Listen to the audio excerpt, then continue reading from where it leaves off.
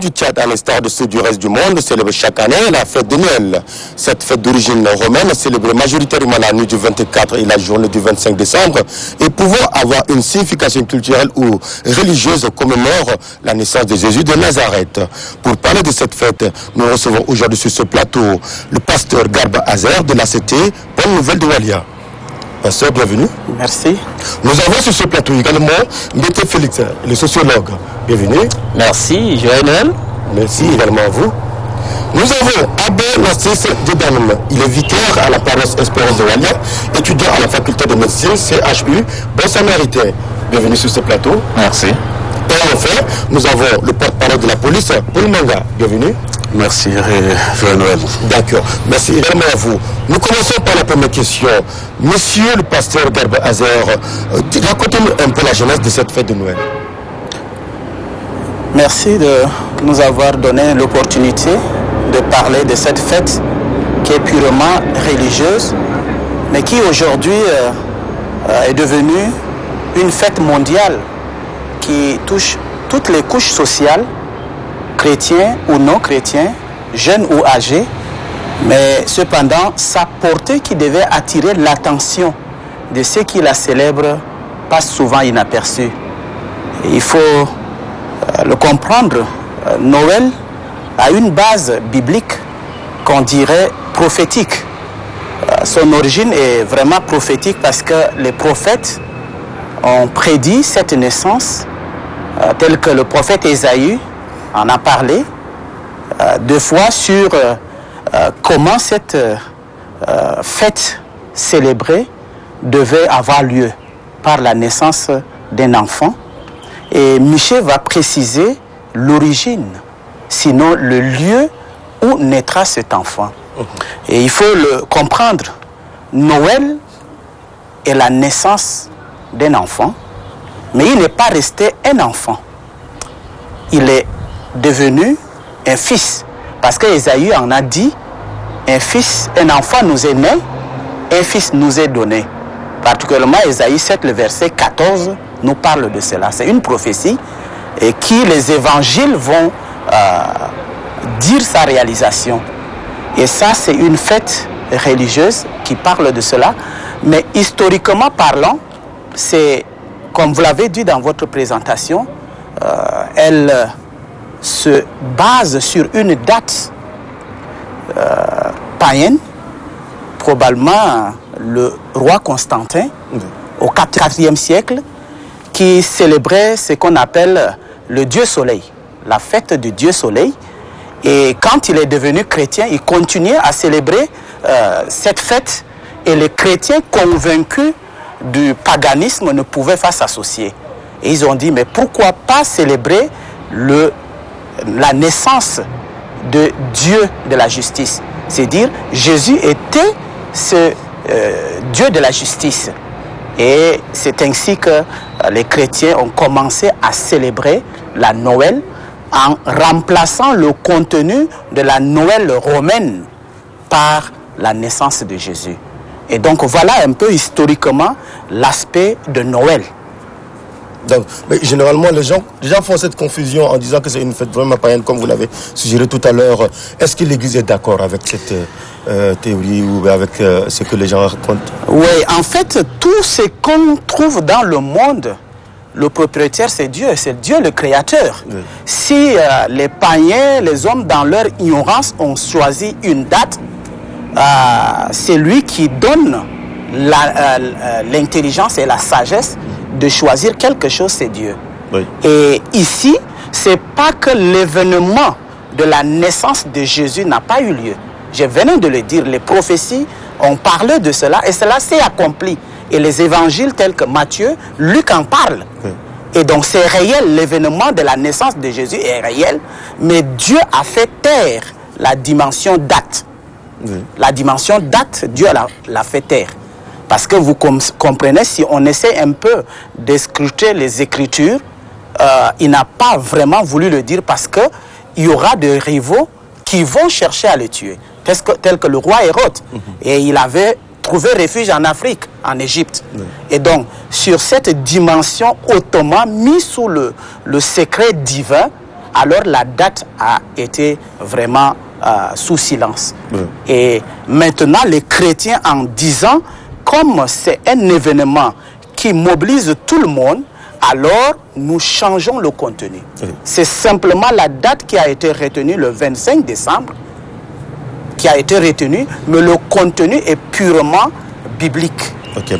Voilà. Est-ce que Abbé Nassis a quelque chose à ajouter? Oui, je voudrais ajouter à ce que le révérend pasteur vient de dire, c'est que Noël, le mot lui-même, quand on remonte à sa racine latine, ça vient de natalis, donc c'est un jour natal et qui renvoie évidemment à la renaissance du soleil. Et c'est lié à un moment, on appelle le premier jour du solstice de l'hiver, où les jours sont plus longs. Et donc on célèbre de manière païenne la renaissance du soleil qui est invaincu. C'était ça l'idée. Et les chrétiens, quand ils ont eu la conviction de la naissance du Sauveur, et d'après tout ce que les prophètes ont annoncé dans l'Ancien Testament, et que évidemment on a vu cet enfant naître, et cet enfant, quand il est né à Bethléem, il y a eu aussi les mages qui ont suivi la lumière, l'étoile, jusqu'à se rendre là où l'enfant était né. Les mages d'Orient. Voilà, les mages d'Orient. Et donc, à partir de, on dit que cet enfant est aussi la lumière. Donc, il y a une analogie qui se fait par rapport à l'enfant qui est né, le Christ qui est venu pour éclairer le monde. Il apporte la lumière dans le monde d'obscurité du mal. Voilà pourquoi les chrétiens ont décidé, selon leurs convictions, au lieu de célébrer la fête avec les païens comme ils l'entendent, ils préfèrent plutôt avoir cette connotation qui veut dire que nous célébrons Noël et le jour où le Christ lumière est né. Voilà ce que je voudrais ajouter. D'accord. Vous, monsieur Bété Félix, vous en tant que sociologue, comment percevez-vous cette fête? Alors, je voudrais aller plus loin que l'origine romaine de la fête. Oui. L'origine égyptienne, africaine et nègre. Okay. Le dieu soleil dont parle... Le commercial aussi, il paraît. Bon, maintenant, oui, mais avant, non.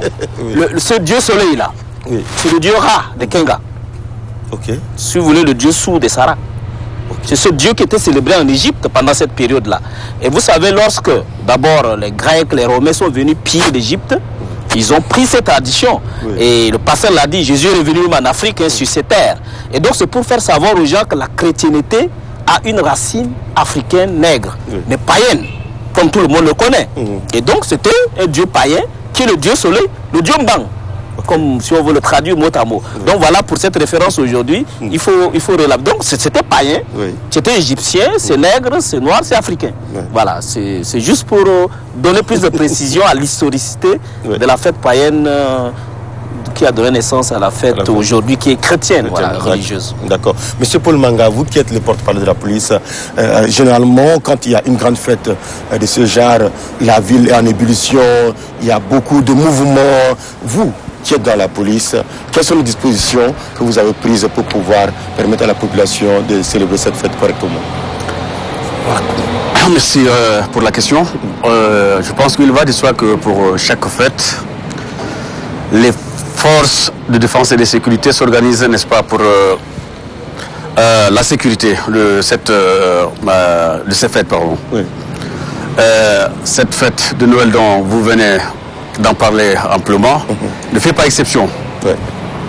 Et là, comme je vous le dis, en matière de sécurité, on ne dévoile jamais les stratégies. Mais je pourrais vous donner un avant-goût que les forces de défense et de sécurité seront mobilisées pour sécuriser les lieux de culte et les points névralgiques. D'accord. Mais généralement, quand on voit les forces de l'ordre dans un endroit public, surtout avec la jeunesse, quelquefois ça suscite d'autres réactions. Et quel conseil ou bien quel message adresserez-vous à cette jeunesse-là quand elle verra en fait les forces de l'ordre déployées dans les lieux publics? La question est vraiment importante.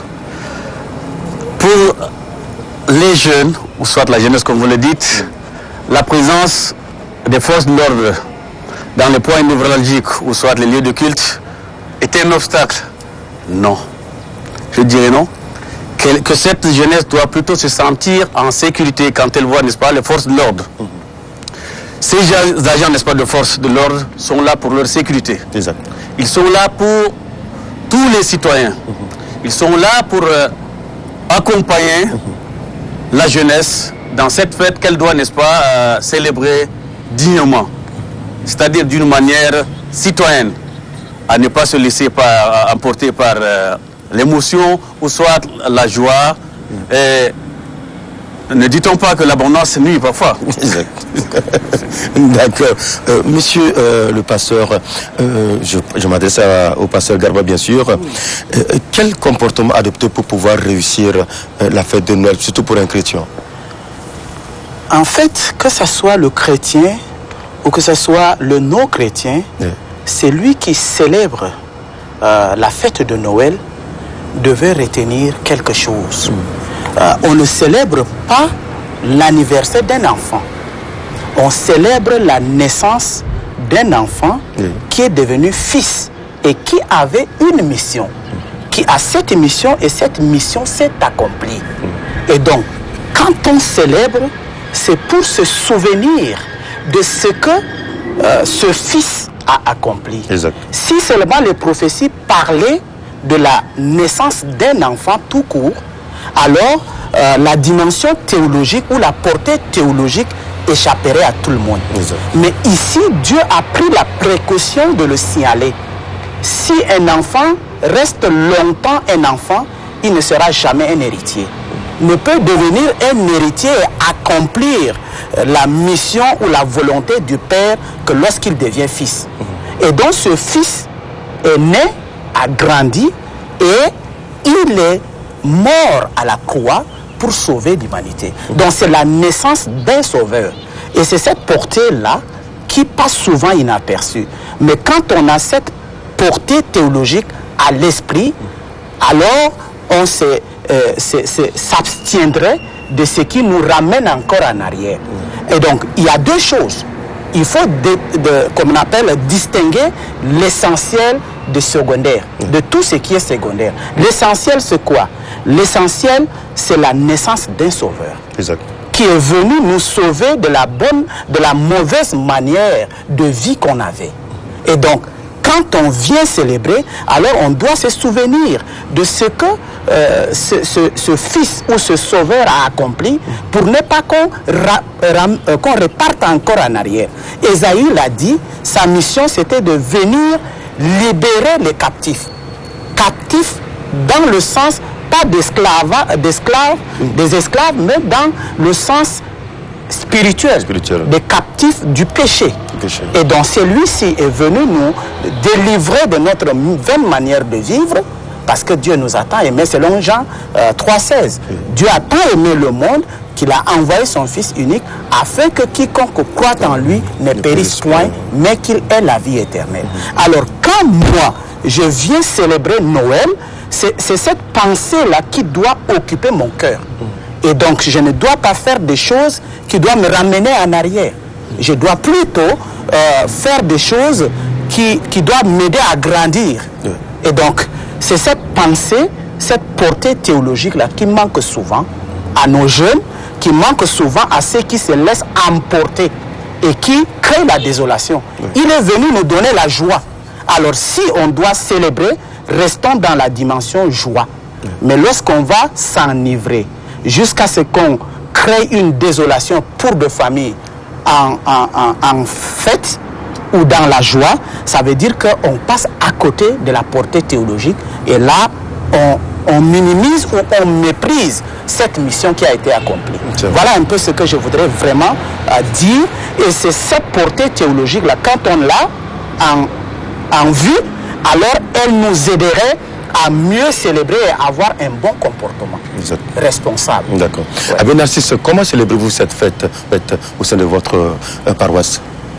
Bien, dans la paroisse, d'abord, il faut, au niveau de l'Église catholique, cette célébration se prépare déjà à travers un temps fort qu'on appelle le temps de l'Avent, et donc 4 semaines durant. Les fidèles réentendent le message de l'avènement du Sauveur, mais non seulement ils entendent le message, mais ils doivent se laisser interpeller par ce message. Et le révérend pasteur vient de dire que l'enfant qui est né a une mission. On dit que c'est le prince de la paix, c'est le prince de la réconciliation, c'est le prince de l'amour, on peut le dire, qui englobe tout cela, de justice aussi. Et donc, c'est de travailler de sorte que les chrétiens arrivent à intégrer dans leur vie cette dimension de la foi et que ça se répercute dans tous les niveaux, que ce soit dans les services sociaux, que ce soit à la maison, que ce soit au niveau de nos communautés chrétiennes, et qu'ils arrivent à comprendre pourquoi le Sauveur est né.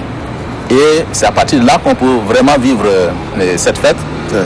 Et je vois aussi que pour cette célébration, les gens ils sont préoccupés par bien d'autres choses, comment s'habiller, comment manger, tout ça. Il y a des gens qui oublient même le jour de la célébration, l'essentiel. On a des guirlandes, on a tout dans les maisons et autres. On oublie l'essentiel. Pour le chrétien, il doit remplir son devoir de chrétien, c'est de venir d'abord écouter la parole de Dieu, la bonne nouvelle de ce jour. Et ensuite, il peut éventuellement manifester sa joie d'avoir acquis cette lumière qui lui permet d'être heureux et de partager sa joie avec les autres. Donc je pense que c'est à ce niveau qu'il faut comprendre. La deuxième chose que je voudrais ajouter, c'est que le prince qui vient, c'est aussi pour apporter la bonne nouvelle. Une bonne nouvelle, c'est quelque chose qui nous donne la joie à tout le monde. Ce n'est pas seulement les chrétiens qui sont concernés par la venue du Sauveur, mais aussi pour des hommes de bonne volonté qui intègrent les grandes valeurs de l'humanité, parce que le Christ a assumé toute l'humanité en lui. Donc, ceux qui sont de bonne volonté, qui intègrent cette grande valeur, des grandes valeurs de la vie humaine et autres, doivent aussi s'engager pour que les autres vivent heureux. Et évidemment, le message des évêques, le message traditionnel de Noël, les évêques s'adressent à l'égard de tout le monde, à l'égard du Tchad. Par exemple, cette année, ça apporte ce que le pays, mon pays, ce que Dieu veut, veut pour mon pays. Et je pense que c'est important de regarder pas seulement l'aspect de la foi au niveau général, mais que ces valeurs qui sont partagées par tous, au-delà de nos professions religieuses, qu'on essaie de les vivre, et c'est cela vraiment célébrer la fête de Noël. Sinon, le reste, c'est simplement pour embellir ce que je voulais ajouter. Si vous permettez, je vais encore ajouter un peu à ce qu'il vient de dire. Comme nous l'avons dit, il faudrait que l'essentiel occupe cette première place. Le secondaire doit rester aussi le secondaire. Le secondaire, c'est quoi? L'aspect secondaire ou la portée secondaire de cette célébration, c'est les cadeaux, c'est le repas en commun, c'est les festivités, c'est les congés, les autres choses. Alors, doivent rester pour accompagner cette joie. Mais lorsque l'aspect secondaire prend la place de l'essentiel, alors on va aller dans le désordre. Exactement. On va aller dans le désordre et nous voulons vraiment que cette année, que les jeunes, que tous ceux qui vont célébrer Noël aient vraiment à l'esprit l'essentiel. Et c'est pour ça, comme l'abbé l'a dit, particulièrement moi, j'ai enseigné le dimanche dernier sur ce que c'est que Noël. Noël, c'est d'abord cette première chose qui est l'essentiel, la venue d'un sauveur. Il faut se souvenir de cela. Et quand on est sauvé, alors on partage cette joie du salut avec les autres. Aujourd'hui, permettez-moi de dire quelque chose qui est l'autre. Aujourd'hui, tout Tchadien, quand vous parlez de mouvement patriotique du salut, alors on sait le contexte dans lequel cette pensée a été tirée. Exact. C'est de quelque chose qu'on est sorti. Et effectivement, le Tchadien, en tout cas le chrétien, devait aussi se souvenir que Dieu est venu lui apporter le salut de là où il ne pouvait pas être sauvé de lui-même. Et on devait penser à cela et on partage la joie. Une fois qu'on est déjà sauvé, on a le salut, on ne peut pas encore repentir volontairement, se mettre sous le joug de la servitude. Et cette pensée doit nous préoccuper. Et donc là, le 22, nous aurons l'occasion de célébrer la fête en communauté. Et nous allons inviter tous les voisins de venir se réjouir avec nous. Alors tous les aspects qui nous amèneront à déborder seront simplement écartés. Parce que la Bible nous dit, tout est permis, mais tout n'est pas utile. Donc il faut vraiment voir ce qui est utile, ce qui est essentiel, et on partage avec les autres. Et donc ça devait se faire, c'est une fête familiale, une fête communautaire, je dirais même une fête pour une nation. Pour se dire vraiment, c'est un temps de joie, un temps de paix, parce que Dieu, dans sa souveraineté et dans son amour, nous a libérés. Et nous qui partageons ces valeurs, devons le partager aussi avec d'autres dans la joie, comme l'abbé l'a dit. C'est lui qui ne partage pas la dimension spirituelle ou la portée spirituelle. Nous devons lui témoigner l'amour. Ça, c'est au moins quelque chose qui est fondamental. L'amour, la joie, et éviter qu'on ait des moments de tristesse, des moments de désolation, parce que quand on va se laisser déborder, on va amener la désolation dans la famille. C'est comme ça que souvent les accidents, nous voyons qu'ils sont allés se réjouir, mais voilà, par la fin, l'ivrognerie les a entraînés et ils mettent toute la famille, toute une communauté dans le deuil. Or, c'est un moment où on devait vraiment se réjouir en famille. Et s'il y a vraiment un conseil à donner, c'est qu'on puisse vraiment célébrer cette joie en famille et qu'on regarde les limites qui vont nous déborder. C'est-à-dire qu'on va déborder. D'accord. Monsieur Mbete Félix, vous en tant que sociologue, généralement quand on s'approche de ces grandes dates, on sent que les prix grimpent. Qu'est-ce qui est dû à ça? Eh bien, en général, ça crée une fièvre sociale. Vous savez, dans les villages, les gens commencent à préparer Noël dès le mois d'août. Les chants communautaires qui sont faits même pour la fête de Noël. Et là, par exemple, les paysans s'organisent pour la bilibili. Et donc, vous voyez, tout le monde, c'est comme si l'adrénaline monte. Vous voyez un peu. Tout le monde veut fêter. Et là, vous imaginez, c'est que le commerçant s'est préparé en conséquence. Et vous savez que pendant la saison de pluie, où le paysan n'a rien, il vend son bœuf à vil prix. Ces trucs, le commerçant qui a les moyens le achète. Il garde. En cette période où, vous savez même les théories économiques disent, lorsque la demande est forte, le prix augmente. Et donc la demande est forte, tout le monde veut fêter. Alors, ceux qui sont malins, et souvent ceux qui ont l'argent et qui prévoient, revendent en augmentant les prix et le triple. Et je vous dirais qu'il m'est arrivé où à Moundou, on a dû payer une chèvre à 100 000. Je ne peux pas imaginer. La même chèvre, vous pouvez la payer à 25 000 en saison de pluie. Mais à la veille de Noël, eh bien, il n'y en a pas. Et donc, vous voyez, ça crée pas seulement une pénurie, mais les prix grimpent énormément. Et c'est cette fièvre-là qui fait que les gens ne contrôlent pas. Quelqu'un disait que les fêtes de fin d'année sont des injures à l'économie. Il y a des gens qui dépensent plus de 60% de leur budget annuel pour les fêtes. Et après, ils sont perdus. Le mauvais côté, comme les pasteurs le disaient, vous savez, autant c'était une fête païenne à l'origine, elle est devenue chrétienne, maintenant elle est en train de redevenir païenne. Et au lieu que ce soit le dieu soleil, c'est le dieu mammon, le dieu de l'argent. C'est ça qui prend le dessus. Et ça, je crois qu'il faut que les hommes de Dieu et certains responsables, y compris aujourd'hui, je parle sous le contrôle du délégué, le porte-parole de la police, M. Paul Manga, ça crée, les conséquences sont énormes. Moi, je vois comment parfois les forces de défense et sécurité donnent la main à la police pour pouvoir transporter des blessés, des morts, ainsi de suite. En Afrique du Sud, il y a une année où il y a plus de 1300 morts pour les 2 fêtes. Mais c'est incroyable sans compter les blessés. Donc, c'est pour dire que les conséquences deviennent incalculables en termes de dépenses, en termes d'accidents. Et aussi, l'aspect social. Le piratage, je dirais, sexuel ou sentimental. Des gens qui abandonnent leur foyer ou des gens qui voient un peu. Et donc, ça rejoint la fête païenne où, vous savez, même le psychologue Freud disait que le moment des fêtes, les rois ouvraient les bandes pour que les gens trichent. Vous voyez les fêtes, les carnavals là. Pendant ces moments païens, eh ben, même les rois abandonnaient leur épouse, allaient tricher avec des paysans. Tout le monde, c'est un désordre fou. Or, on est en train de revenir à ça. Un chanteur disait que les salauds sont entrés dans l'histoire en reculant. Nous sommes en train de reculer. En termes moraux, en termes spirituels et religieux. C'est dangereux. À l'époque, nous étions enfants, mais on allait à la messe à 24 heures. Aujourd'hui, si le père, le pasteur met à 24 heures, vous n'avez personne, ceux qui arrivent sont sous. Donc, ça rejoint ce que le philosophe Nietzsche disait, que le christianisme était mal entendu, qu'il y avait eu un seul chrétien, celui-là a mouru sur la croix. On a dit les autres c'est quoi? Il dit les autres sont des chrétiens. Mais vous voyez parfois qu'on est devenu des chrétiens. Quand des chrétiens arrivent pour fêter la naissance de leur roi, sous, ivre, et on ne le voit même pas. Il y en a qui vont dire oui, il fait froid, tout ça, mais la vraie raison, à l'époque on dit en voix, il ne faisait pas froid. Maintenant on donne des arguments. Non, les prêtres sont obligés de célébrer la Noël à 18h. Oui, pour les libérer, parce que sinon, ils ne viennent pas. Et ça, c'est très dangereux. Il y a un travail à faire. Et ça ne concerne pas seulement les hommes de Dieu. Tout le monde est concerné. On est reparti en arrière. voient un peu. Et ça, c'est très, très dangereux. Voilà ce que je peux dire.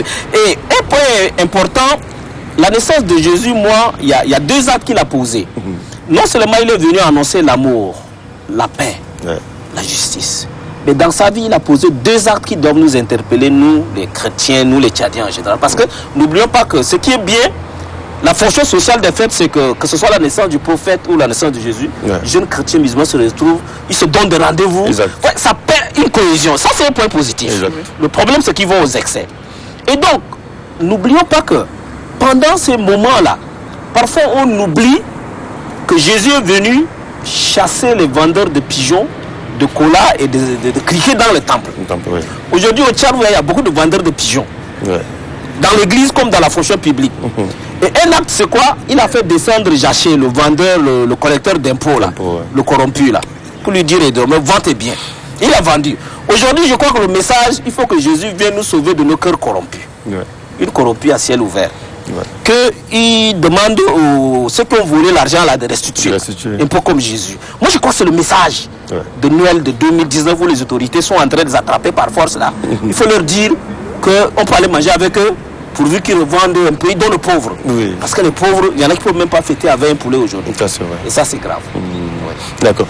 Monsieur Paul Manga, généralement quand il y a un petit souci entre la population et la police, on accuse la population, tout et tout. Mais quelquefois, on remarque également que dans la police, il y a quelques éléments qui outrepassent les limites, qui vont jusqu'à poser certains actes qui poussent la population à la révolte.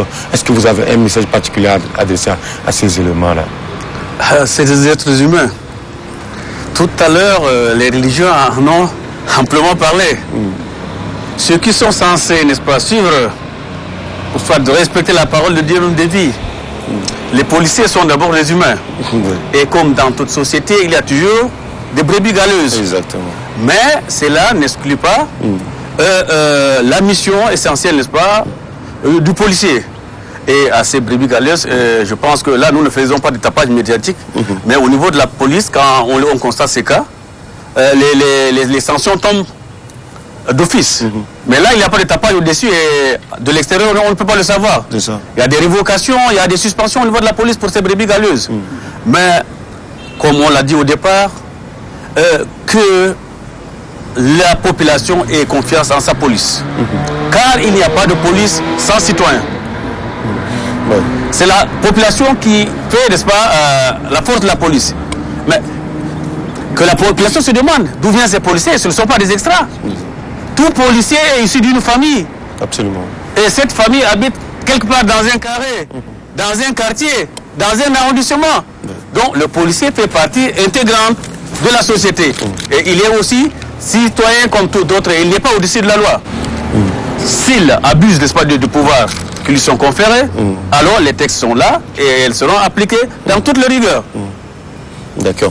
On remarque également que à travers le comportement de notre jeunesse, on sent que la jeunesse dépasse un peu les limites en heurtant la sensibilité des autres à travers le décor, l'habillement, disons, tout court. Quel conseil, quel est le comportement que vous conseillerez à la jeunesse d'adopter?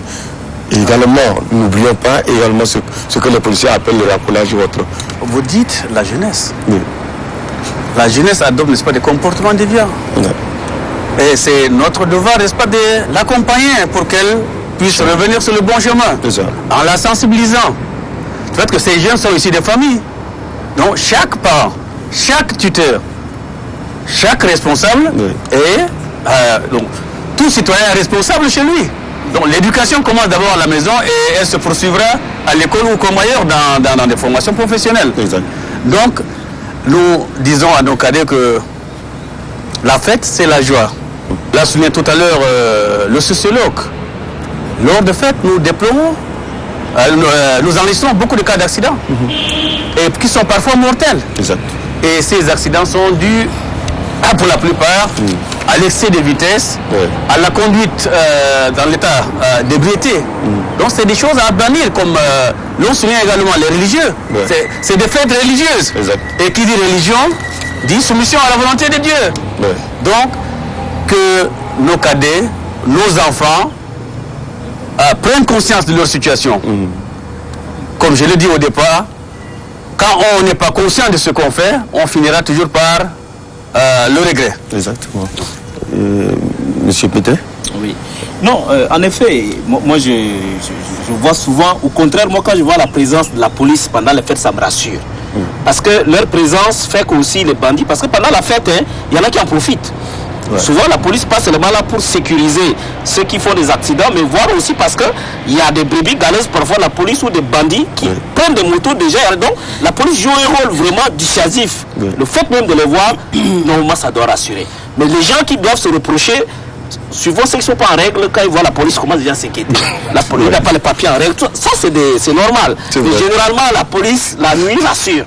Ouais, pour un bon citoyen, la présence de la police doit plutôt rassurer. Absolument. Mais lorsqu'on n'est pas en règle, on a pris la moto de quelqu'un, on n'a pas pris le papier, vous voyez un peu, ou peut-être on a pris la femme de quelqu'un. Alors ça c'est sûr, quand on voit la police, on préfère changer de chemin, on peut dire, ah les autres vont. Donc ouais, mais normalement ailleurs, la présence de les forces de l'ordre rassure au contraire. Et quand vous voyez surtout les services qu'ils font, ceux qui sont les premiers médecins même, qui viennent et autres, donc je crois que c'est le lieu de saluer le sacrifice qu'ils le font. Parfois ils sont dépassés. La question c'est de prévenir. Parce que à quoi ça sert de fêter au point de perdre sa vie? Et vous savez, l'année où le Tchad était élu premier buveur au monde, soit c'est 2014 par l'OMS, j'ai eu à faire une petite enquête. Mais les gens ont vidé les stocks même de tramway et de kitoko ou autres. Les brasseries ont tout vendu. Un ami de la brasserie me disait si les chiffres sont bons, à Moundou, les gens vendaient près de 10 000 casiers par jour pendant les fêtes. Ouais, un peu à partir de décembre. Parce qu'il faut envoyer dans les villages, tout le monde doit boire. Mais en Djamena, il y a 60 000 casiers. Les chiffres d'affaires, vous savez, la fête, les commerçants se frottent les mains. Eux aussi font des chiffres d'affaires parfois à 60%. Exact. Et certains chiffres qu'on m'a donné parfois, les brasseries, on ne les cite pas, tout comme ceux qui vendent les tabacs, surtout les brasseries, le chiffre d'affaires peut passer de 800 millions à 5 milliards, surtout pour jamais pendant les fêtes. Donc, bon, c'était la période où l'argent de pétrole aussi, il fallait que les gens mangent et boivent. Et voilà, on en est là. Donc, les conséquences sont énormes. Ouais, un peu. L'alcool, normalement, vous savez, comme on a dit, c'est quelque chose même qu'on nous a importé. L'alcool est arrivé dans les années 30, quand les gens sont allés pour le chemin de fer Congo ici. Mais là, il y en a qui croient que ça fait partie de nos traditions. Comme les dit là, ça nous empêche même d'aller à la prière, d'aller fêter normalement la nativité du Christ qui a 24 heures. C'est impossible aujourd'hui. Je ne sais pas si les curés peuvent le dire, mais vous arrivez tout le monde dessous. Et là, ça pose un problème sérieux. Et comme je l'ai dit, l'alcool et la sécurité ne vont pas ensemble. Normalement, ailleurs, il y a même des trucs qui permettent de voir est-ce que le type au volant, voilà, des d'alcool, parce que c'est deux choses qui ne... C'est pas un bon mariage. Voilà. Et c'est dommage. C'est ça. Vous, en tant que religieux, quelle attitude adopterez-vous par rapport à la dépravation des mœurs dans les églises de ces derniers temps? Qu'il s'agisse des policiers, qu'il s'agisse des jeunes, tous appartiennent à l'église ou à la mosquée. En tout cas, les religieux ont ce devoir d'éduquer, d'enseigner. Et tous ceux-là doivent écouter les conseils qu'on leur donne. Absolument. Et ça, je le dis souvent, que ce soit la déviance dont le sociologue parlait, je dis que l'Église a l'obligation et le devoir de tous les jours ramener la pensée sur l'essentiel de Noël. Aujourd'hui, on est envahi par la pensée occidentale, où on copie. Or, le contenu spirituel, il est fondamental. Il reste adaptable à tous. Et aujourd'hui, c'est le Père Noël qui prend la place de ce vrai sauveur. C'est le sapin qui prend la place de l'essentiel de souvenir de notre salut. Et ça veut dire que Noël est devenu commercial. Noël n'a pas vraiment l'essentiel qu'il fallait, mais c'est plutôt le secondaire qui prend la place. Alors, si en tant que religieux, je fête Noël en mettant le secondaire à la première place, pas l'essentiel, alors je méprise tout ce qui a été fait. Donc Noël pour moi, c'est aller s'enivrer. Et là, c'est vraiment une déviance qu'il faut corriger. Et la Bible, le conseille toujours, dans 1 Corinthiens 6, le verset 9 à 10, dit que les débauchés et les ivrognes n'hériteront pas le royaume des cieux. Alors, c'est déjà cet aspect essentiel, cette portée théologique. C'est de la débauche et de l'ivrognerie que le Sauveur est venu nous délivrer. Alors, nous ne devons pas, pendant cette fête, aller nous enivrer. Le sociologue a dit que c'est un aspect très important où les jeunes devaient se retrouver pour vraiment témoigner l'amour, témoigner la joie et présenter l'amitié. Ça ne devait pas être une vie de débauche. Ça ne devrait pas être une vie de débauche. Et là, l'apôtre Paul, pour un peu répondre à la question pour le comportement, l'apôtre Paul a dit à Timothée, dans 1 Timothée 4, le verset 12, que personne ne méprise ta jeunesse. La Bible est claire, la Bible s'adresse à tout le monde. Que personne ne méprise ta jeunesse, mais soit un modèle pour les fidèles, en parole, en conduite, en pureté. Alors, si vraiment les jeunes chrétiens devaient vraiment obéir à la voix de Dieu, alors c'est eux qui vont maintenant transmettre la vraie Noël, le vrai sens de la Noël à d'autres qui ne le comprennent pas. Et c'est ainsi que, comme la Bible nous dit, en tant que chrétiens, nous sommes sel et lumière. Nous apporterons la vraie version de la chose. Nous témoignerons la pensée spirituelle pratiquement aux autres, lui témoigner l'amour. Alors, pour celui qui s'enivre, je viendrai lui dire, mon frère, tu risques de détruire ta vie. Noël, c'est plutôt la joie. Aujourd'hui, moi, jeune chrétien, toi, jeune musulman, nous devons vraiment avoir le temps de débat constructif. Comment nous devons voir ce pays, comment nous devons voir notre vie demain. Alors, si je te laisse la perdre, ça veut dire que je ne suis pas citoyen.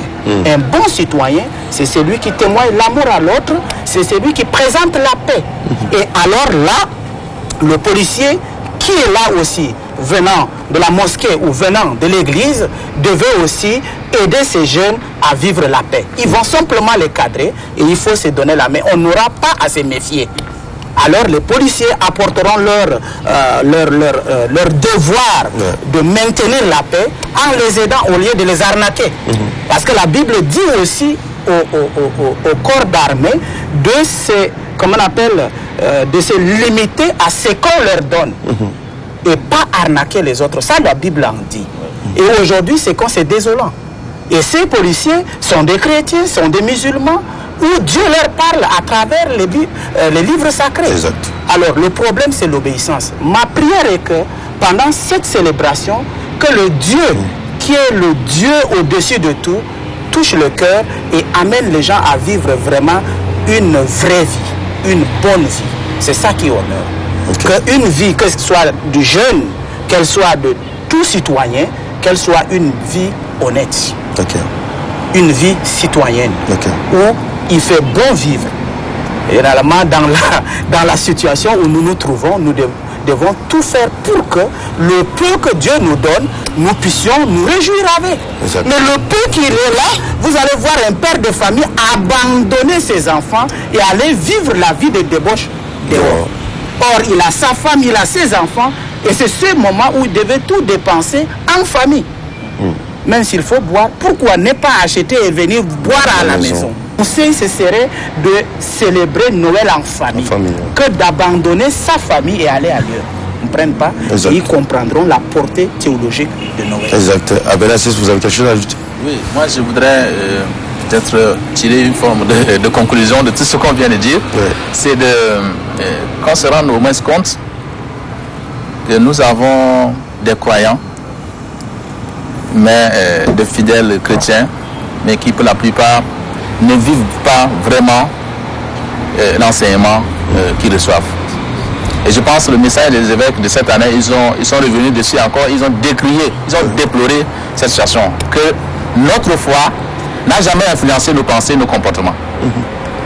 Donc il est vrai, nous sommes dans l'église, on n'a pas une force coercitive comme la police pour obliger les gens à faire ce qu'on nous donne comme enseignement. Et c'est la personne qui accueille et qui pense que c'est le chemin du bonheur pour lui, et pour elle, et qu'elle commence à vivre et à essayer de refléter la bonté de Dieu pour les autres. Mais nous avons pris aussi les dispositions pour aider nos jeunes par rapport aux excès pendant ces fêtes de Noël. Chez nous, par exemple, à Wall-Espérance, nous avons prévu une forme de formation en alcoolologie.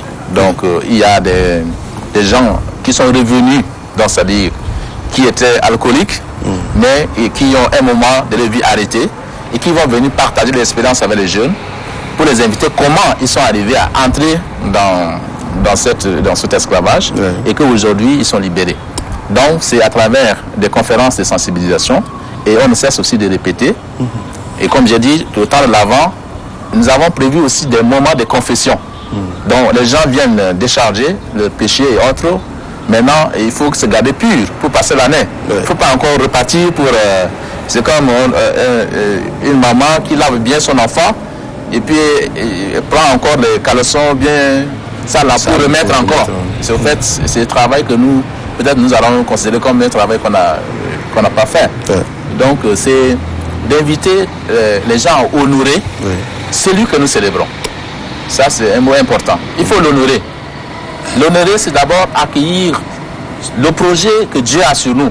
Et ce projet, c'est d'abord de vivre en paix, vivre dans la joie. Et je pense que c'est ça qui est l'essentiel. Mais si on va au-delà de ça, c'est qu'on le fait à notre propre volonté et on risque de se tromper. Et les conséquences, c'est ce que les autres ont dit. Exact. Et d'abord, cet enfant qui est né, il est né à l'étable. Et donc, à la mangeoire des bêtes. Exact. Donc, dans des conditions pauvres. Et on connaît la situation aujourd'hui de nos familles. La crise qui est là et qui a vraiment détruit nos familles. Et en plus de ça, encore, on va augmenter les dépenses. Au lieu de vivre modestement, dans la simplicité, comme l'enfant qui est né. C'est ça la meilleure manière de vivre le temps de Noël. Je pense que c'est ce que je voudrais ajouter. D'accord. Monsieur M. Félix, tout à l'heure, on avait parlé des denrées qu'on augmente le prix, tout et tout. Vous, quelles sont les dispositions à prendre pour pouvoir éviter tout cela? C'est répétitif. À chaque fois qu'il y a une grande fête, ça revient tout le temps. On l'a dit, il y a eu même des efforts qui sont faits pour harmoniser les prix, fixer les prix. Exactement. Malheureusement, ceux-là même qui sont chargés de ça sont ceux qui, plus ou moins, ne respectent pas les injonctions qui viennent d'en haut. En Côte d'Ivoire, je crois qu'il y a une année où les quelques rares commerçants qui n'ont pas respecté ont été pris la main dans le sac, ont dû payer. Ici, on n'a jamais pris quelqu'un, on n'a jamais vu quelqu'un payer, voyez un peu. Et donc, c'est un peu comme un parent me disait, une fille était morte suite d'excision, mais je lui ai dit, mais attends, cette affaire d'excision, on a même voté des lois là. Comme il dit, non, mais les gens même qu'on envoie là, ils vont au village, ils prennent le hargue avec les gens, ils disent, mais le rugissement de lion n'empêche pas aux petits animaux de manger de l'herbe. Non, c'est comme si les décisions prises n'empêchent pas aux gens de faire ce qu'ils veulent, leur business. C'est ça le gros problème. Personne ne respecte les décisions qui sont prises. Et donc, le lion rugit, ils se disent qu'ils mangent leur herbe, et donc personne ne respecte. Parce qu'en réalité, c'est de ce que le sociologue Jean Ziegler appelle la rareté organisée. C'est ça le problème. C'est la rareté organisée. Les stocks sont là, mais on verrouille, on va vendre doucement. On crée la pénurie. Exactement. Et notre société aujourd'hui, même regardez un pays comme le Tchad, si on n'a pas l'argent, c'est parce qu'on a organisé la rareté de l'argent. Ouais, le chef d'État disait aux gens, arrêtez de voler, vous avez trop volé. Moi je leur dis, mais annuel là, partagez ce que vous avez volé. Donnez aux pauvres. Il faut qu'ils donnent un peu comme Zaché. Voilà des modèles à suivre et puis ça peut même leur permettre de renouveler une nouvelle vie.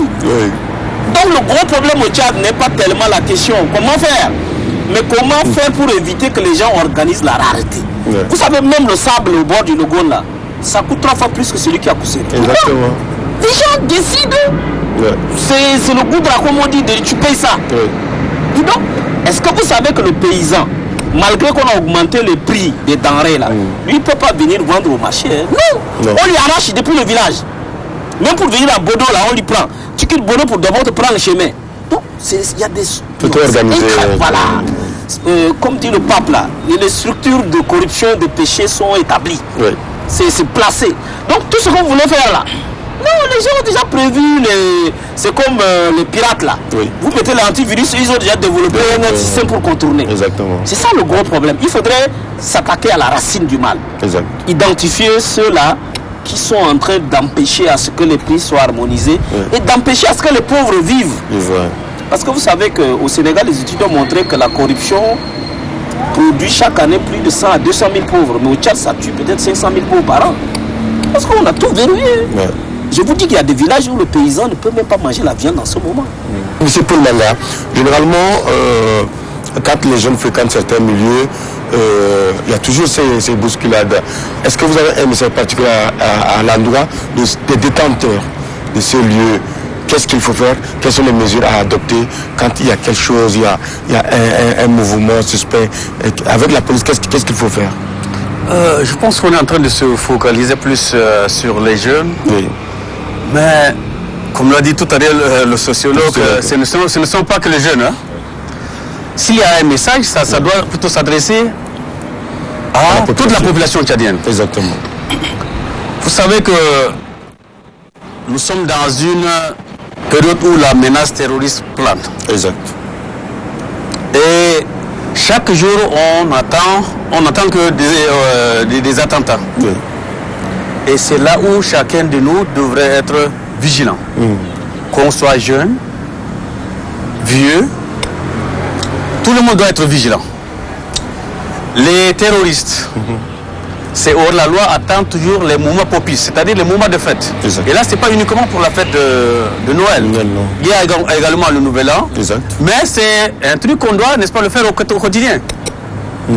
Signaler, n'est-ce pas, tout comportement ou tout colis suspect. Et contrôler tout ce qu'il y a tout autour de soi. Et ce message doit concerner tout le monde. Ce ne sont pas seulement les jeunes. Le fait que le terroriste ne fait pas la différence entre un jeune et un vieux. Il ne fait pas la différence entre un homme et une femme.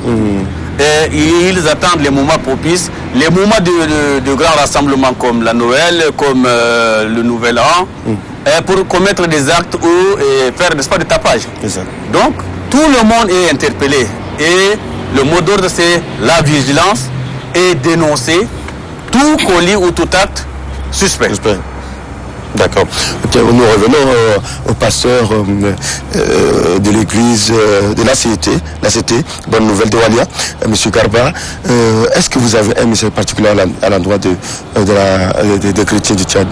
Oui, avant de revenir à un message particulier que je vais me baser sur la parole, c'est que les policiers font et à louer.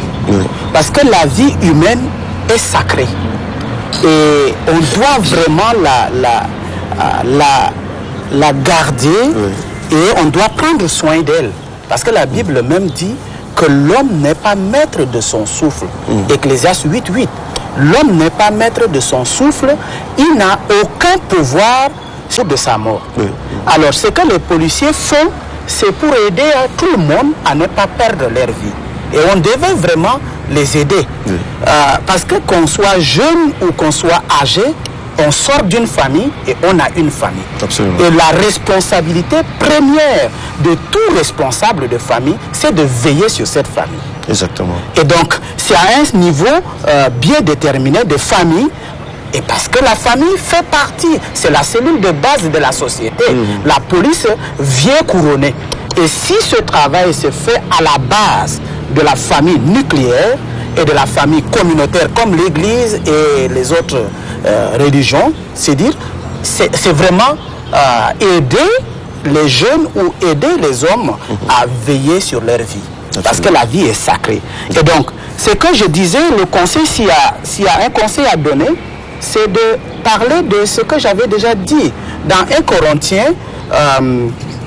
Corinthiens 6, le verset 12, et 2 Corinthiens 10, le verset 23, il est dit, tout m'est permis, mais tout n'est pas utile. Tout est permis, mais je ne me laisserai pas asservir par quoi que ce soit. Alors, ça veut dire qu'il y a des choses qui peuvent nous tenter, mais l'homme a cette capacité de se maîtriser. Exactement. Et ne pas se laisser asservir. Aujourd'hui, si nous parlons des ivrognes, si nous parlons de ceux qui se laissent emporter, c'est parce qu'ils l'ont voulu.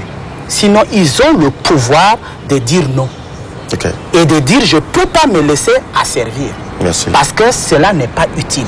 Deuxième chose, dans le texte que je viens de citer, il dit tout est permis, mais tout n'est pas utile parce que tout n'édifie pas. Ce qui ne m'édifie pas, édifier sur le plan spirituel, mais m'édifier en famille, m'édifier en société. M'édifier, c'est dire la vie de l'homme se construit. C'est pourquoi les philosophes vont dire l'homme est le boulanger de sa vie. Et donc si pendant cette fête de Noël, nous sommes conscients que nous devons ménager notre vie, je pense que ça nous éviterait vraiment les débordements. Et nous rendrons vraiment la vie facile aux forces de l'ordre qui sont là en train de se démener pour nous aider. Et s'il faut vraiment vivre cette fête pour bien la célébrer, je reviens encore, retenons l'essentiel. Exactement. Et maintenant les autres choses viennent et qu'on ne se laisse pas vraiment emporter. Qu'on reste dans l'essentiel et que les autres choses nous accompagnent. Et qu'on reste modeste. Parce que la vie est sacrée. Merci. Abbé Narcisse. Oui, merci. Moi, si j'ai un message que je voudrais laisser aux téléspectateurs et puis en même temps, plus particulièrement nos fidèles chrétiens catholiques, c'est que Dieu qui vient, il vient pour nous donner une lumière et afin que cette lumière éclaire nos vies et nous permette de voir ce à quoi Dieu nous destine. Parce qu'au fait, il s'agit de cela. Même si aujourd'hui, beaucoup de gens parlent des difficultés de vivre ensemble et qui sont surtout liées au fait qu'il y a un manque de respect à l'égard d'autrui. Il y a un manque d'amour à l'égard d'autrui. Qu'est-ce qui me donne la permission de regarder l'autre comme un esclave? Qu'est-ce qui me donnera la permission de regarder l'autre comme celui sur qui je dois toujours profiter? Même dans ce que le sociologue vient de dire, la flambée de prix, tout cela, c'est le regard que nous avons sur les autres. Et ce regard-là, Dieu vient pour nous aider à changer. Avoir en l'autre un frère à aimer et à partager son bonheur. Ce qui fait sa peine, c'est aussi de partager avec lui. Si on a compris ce message, on pourrait tenir les mains ensemble. Les fêtes ne peuvent seulement nous aider seulement à renforcer cette joie, cette collaboration, mais aussi à bien construire notre pays. Et je pense que c'est le message que je voudrais laisser à l'égard de notre téléspectateurs. Merci. Monsieur Mbete Félix. Oui, je voudrais revenir sur un des aspects où Jésus, pour nous chrétiens, est d'abord Dieu, il est fils de Dieu, un roi qui a accepté non seulement de prendre la nature humaine, mais de se faire enfant, bébé. Et cela doit nous interpeller sur la priorité que lui-même accorde donc à l'enfance. Aujourd'hui, vous savez que le monde sait que la priorité, l'avenir d'un pays, ce sont les enfants. Mais qu'avons-nous fait, nous, Tchadiens, nous, chrétiens, de nos enfants? Aujourd'hui, regardez la ville de N'Djamena, les enfants Madjiri. Il y a des enfants aujourd'hui qui sont nus. Il y a des enfants aujourd'hui qui dorment sans un morceau de drap, sans trouver à manger, alors que nous avons des milliards qui sont stockés. Jésus va nous demander qu'avez-vous fait. Il faut partager toujours. J'ai eu faim en tant qu'enfant. J'étais nu. Et vous avez pris mes biens. Surtout c'est le bien de ces enfants que les autres ont pris. C'est ça qui est grave. Nous devons vraiment faire un effort. Malheureusement, comme vous le dites là, les toxiques comme l'alcool, la cigarette, les tramol endurcissent nos cœurs. Voyez un peu. C'est pour ça que les religions, l'islam, le christianisme interdisent ce tout. Mais là où j'interpelle aussi le porte-parole de la police, comment faire pour combattre ces substances-là? Aujourd'hui, vous voyez, les jeunes, vous leur parlez, ils ne vous écoutent plus. Parce qu'ils sont sous l'effet de ces drogues. Vous allez leur parler de l'amour des enfants, ils vont dire, mais c'est quel amour encore? Ouais, ils ne sont pas ça. Ouais, le cœur endurci par la drogue, par l'alcool. Il y en a qui ont commencé à boire très tôt, ou leur maman, avec l'enfant dans le ventre, ont commencé à boire. Et donc ça devient difficile. Et nous devons faire un effort. Qu'est-ce que nous pouvons faire avec ces enfants? Le message de Christ, c'est aimer les enfants. Son royaume, c'est d'abord pour les enfants. Il a dit clairement. Et regardez les pays, on dit la manière dont vous traitez de vos enfants dépendra de votre destin. Et je crois que c'est le message le plus important que nous devons retenir à Noël. Et que moi, je voulais partager avec tout le reste si nous pouvons accepter ce message, alors ça va nous faire grande. Merci beaucoup. M. Paul Manga. Je crois que si il y a à dire, c'est pour revenir à ce que j'ai dit au départ. Oui. Nous vivons une période où le terrorisme fait rage. Et là, nous appelons la population à une vigilance accrue. Que les jeunes qui vont fêter se soumettent au contrôle des policiers, surtout la fouille. Et c'est d'abord, il va d'abord de leur sécurité. Quand les policiers les contrôlent, c'est pour que ceux-là soient sains. Exactement. Pour qu'ils puissent revenir dans leur famille sains et saufs, comme on le dit. Exact. Donc ce message n'est pas seulement pour la Noël, mais il est aussi valable pour le Nouvel An. Et comme je l'avais dit, comme la menace terroriste est de mise, que tout colis suspect, tout colis ou comportement suspect doit être signalé, n'est-ce pas, aux forces de l'ordre ou aux autorités administratives les plus proches. Merci. Bon. Merci beaucoup. Je remercie chacun de vous d'être passé sur ce plateau. Et on espère que vous allez passer de très bonnes fêtes dans vos familles respectives. Et on se retrouvera, Inch'Allah, la prochaine fois pour un autre plateau. Mesdames et messieurs, c'était un réel plaisir d'être avec vous. Nous avions eu sur ce plateau le pasteur Gab Azer, il est de l'ACT Bonne Nouvelle de Walia. Également était sur ce plateau Abbé Nastis Djedanoum, il est vicaire à la paroisse Espérance de Walia, étudiant à la faculté de médecine CHU, Bon Samaritain. Nous avions également eu sur le même plateau Monsieur Mbete Félix, il est sociologue. Et enfin, le porte-parole de la police, Paul Manga. Merci, restez toujours dans notre car le meilleur reste à venir. Bonne fête à tout le monde.